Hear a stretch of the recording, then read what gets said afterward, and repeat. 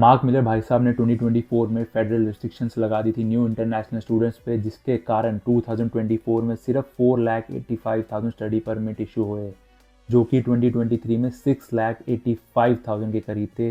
2025 में ये सिर्फ 4,37,000 इशू होंगे और 2026 में भी 10% रिडक्शन का इशू होंगे। एक इंटरव्यू में मार्क मिलर ने ये कहा, बहुत से कॉलेज और यूनिवर्सिटीज़ ऐसे हैं जो फेक बिजनेस डिग्रीज दे रहे हैं स्टूडेंट्स को जो कनाडा रहने की सोच रहे हैं, और लास्ट कुछ ईयर्स में these colleges are increase in Canada.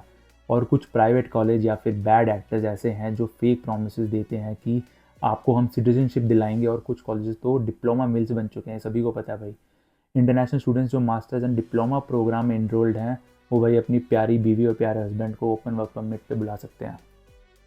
In Canada, there are some provinces where domestic tuition fees are freeze. In Ontario, domestic tuition fees is freeze from 2019 and will remain freeze for at least next year as per Doug Ford.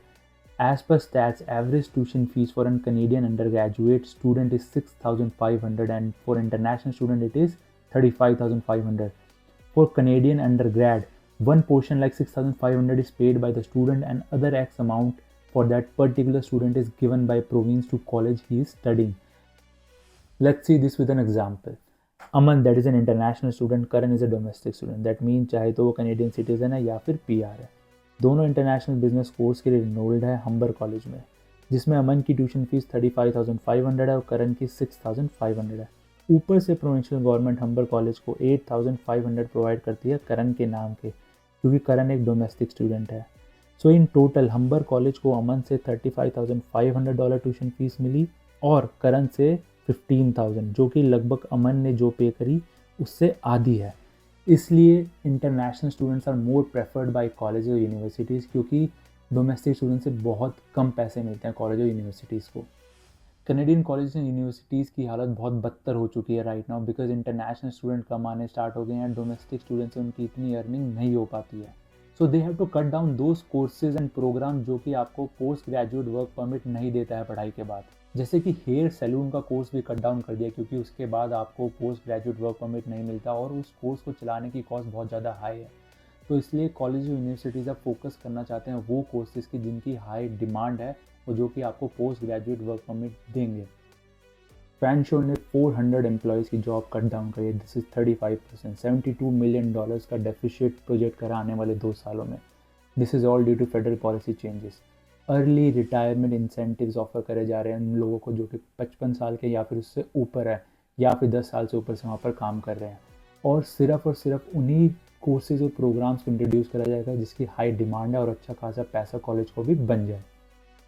सैनिका को भी अपना Markham campus close करना पड़ा because of drop in international students, और वो सारे programme जो इस कैंपस के लिए शेड्यूल थे वो शिफ्ट कर दिए गए टोरंटो कैंपस में। Motion College in British Columbia will also see job losses due to $5 million of deficit. As per Vice President of University of Windsor, Ontario, there will be immediate layoff. No matter कौन सी category में कौन सा employ काम कर रहा है, immediate lay off होंगे, क्योंकि 25% ड्रॉप आया इंटरनेशनल स्टूडेंट में और आने वाले साल में $10 मिलियन का डेफिसिट है। Mohawk College currently offers 158 programs. 130 program ऐसे थे 2023 में जिसमें कि आपको वर्क परमिट मिल जाता था पढ़ाई के बाद, but right now federal policy changes के बाद वो सिर्फ कट के 41 प्रोग्राम्स रह गए हैं। तो अब कोई भी स्टूडेंट वो प्रोग्राम लेना पसंद ही नहीं करेगा जिसमें आपको पढ़ाई के बाद वर्क परमिट ना मिले। तो ऑब्वियसली बात है कॉलेज को वो प्रोग्राम्स कट करने पड़ेंगे जिसमें आपको वर्क परमिट नहीं मिलेगा। ऑब्वियसली बात है आप भी वो प्रोग्राम नहीं लोगे। नॉर्दर्न कॉलेज ने भी काफ़ी अपने फुल टाइम एम्प्लॉयज़ को टाटा बाय बाय कह दिया। $6 मिलियन का डेफिसिट है 2025 में और आने वाले साल में ये $12 मिलियन का हो जाएगा। नॉर्दर्न कॉलेज में सबसे ज़्यादा इंटरनेशनल स्टूडेंट भी इंडिया से ही हैं। सेंटेनियल कॉलेज जो अभी तक 177 प्रोग्राम इशू करता था उसने भी अपने 49 प्रोग्राम होल्ड पे डाले हैं। एल्गोमा यूनिवर्सिटीज़ में भी 50% एनरोलमेंट का डिक्रीज़ आया, जिसके कारण उनका रेवेन्यू सिर्फ 123 मिलियन रह गया, जो कि लास्ट ईयर 264 मिलियन का था। So it is very important to check कि कौन सा कोर्स और कॉलेज जो आप चूज़ कर रहे हो वो आपको पोस्ट ग्रेजुएट वर्क परमिट मिलेगा कि नहीं मिलेगा, क्योंकि right now federal policy changes के बाद बहुत सारे कोर्सेज़ के बाद पोस्ट ग्रेजुएट वर्क परमिट आपको नहीं मिलेगा।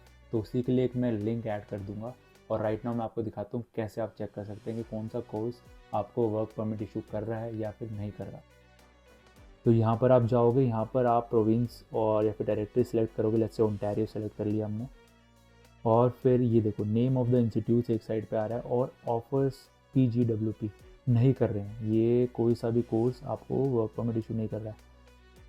साइमल्टेनियसली आप ये देख सकते हो पेज नंबर 3 पे, yes, so this institute is offering you, और यहाँ पर भी चेक कर सकते हो अल्गोमा यूनिवर्सिटीज़, यस। तो this is basically from here you can check कि आप जो सा भी कोर्स या कॉलेज पिक कर रहे हो वो आपको पढ़ाई के बाद वर्क परमिट ऑफर करेगा या फिर नहीं करेगा। इस बात में कोई भी दो राय नहीं है कि right now Canadian colleges and universities को बहुत भारी नुकसान हुआ because of less international students. ये फेडरल चेंजेस आना भी बहुत ज़रूरी था क्योंकि 2023 तक बहुत सारे कॉलेजेस और इंस्टीट्यूट ऐसे थे जो कि छोटे छोटे कोर्सेज और प्रोग्राम इशू करके इंटरनेशनल स्टूडेंट से 30-40 हज़ार डॉलर ठग लेते थे, बस ये कहकर कि आपको पढ़ाई के बाद वर्क परमिट मिल जाएगा।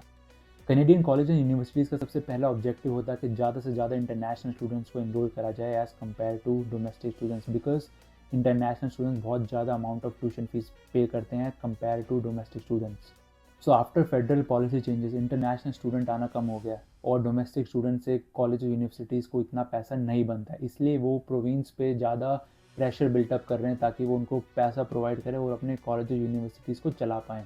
इसी प्रेशर के कारण ओंटारियो गवर्नमेंट ने $1.3 बिलियन इशू करे हैं to colleges and universities in Ontario.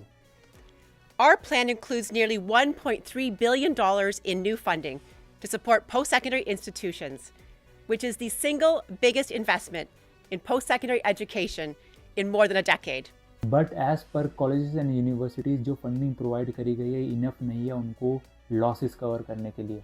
सो इसलिए कॉलेज और यूनिवर्सिटीज़ चाहते हैं कि उन्हें और प्रोविंशियल फंडिंग मिले और जो डोमेस्टिक फीस लगा रखा है ट्यूशन फीस पे वो भी हटाया जाए। अगर ऐसा ही चलता रहा तो कनाडा की कॉलेज यूनिवर्सिटीज़ की हालत बहुत ख़राब हो जाएगी आने वाले कुछ सालों में, और इन सभी चीज़ों को ठीक करने के सिर्फ 3 तरीके हैं, आइदर तो प्रोविंशियल फंडिंग बढ़ जाए, या फिर डोमेस्टिक कैप जो लगा रखा है वो हट जाए, या फिर इंटरनेशनल स्टूडेंट्स आने स्टार्ट हो जाएँ।